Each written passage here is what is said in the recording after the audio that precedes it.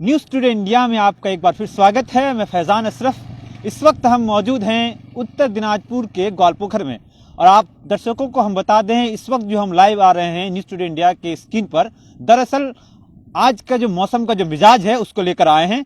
आप हमारे पीछे अगर बैकग्राउंड आप देख सकते हैं, इस वक्त जो है ग्वालपोखर की क्या न्यूज़ है। सुबह से ही अगर हम कहें सुबह से ही तेज आंधियों के साथ बारिश बूंदाबूंदी हो रही है और जो ठंड है वो अचानक बिल्कुल बढ़ गई है।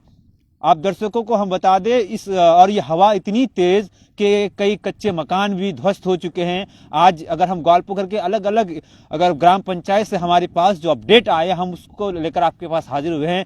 कई ऐसे दर्जनों कच्चे मकान हैं जो इस तेज हवाओं में उनके कच्चे मकानों के छत उड़ गए हैं, टूट गए हैं, गिर गए हैं। हालांकि किसी जानी नुकसान नहीं हुआ है किसी का, लेकिन हाँ इस बात जरूर है कि माली नुकसान हुआ है। हम आपको हमारे पीछे अगर आप बैकग्राउंड देख सकते हैं कितनी तेज हवा है, हम वो नज़ारा आपको पीछे हमारे स्क्रीन के पीछे आप देख सकते हैं कि किस तरीके से हवाएं तेज बढ़ रही है। आप उस हवा का अंदाज़ा उस पेड़ से लगा सकते हैं कि किस तरीके से जो है यहाँ पे हवाएं बह रही हैं।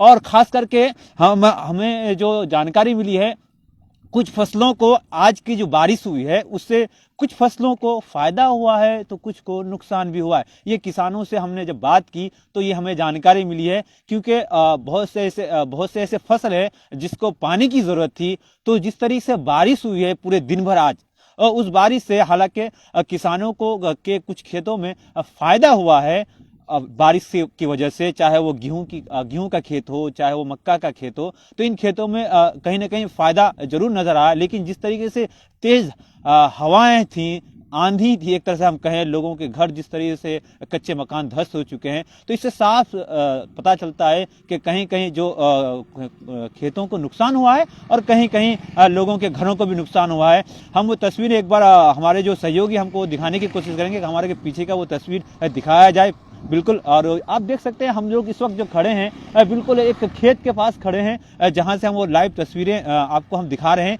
कि इस वक्त जो है और खेतों में किस तरीके से पानी का कितना असर है कि आज जो गड्ढे हैं अड़ोस पड़ोस में वहां पे पानी जम गया है। ये खेत का नज़ारा है।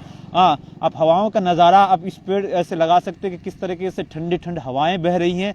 हम जिस तरीके से बात कर रहे थे कि बिल्कुल अचानक जो है सुबह से जो है, अगर हम पिछले रात से ही ठंड का जो है असर कुछ ज़्यादा ही देखने को मिला।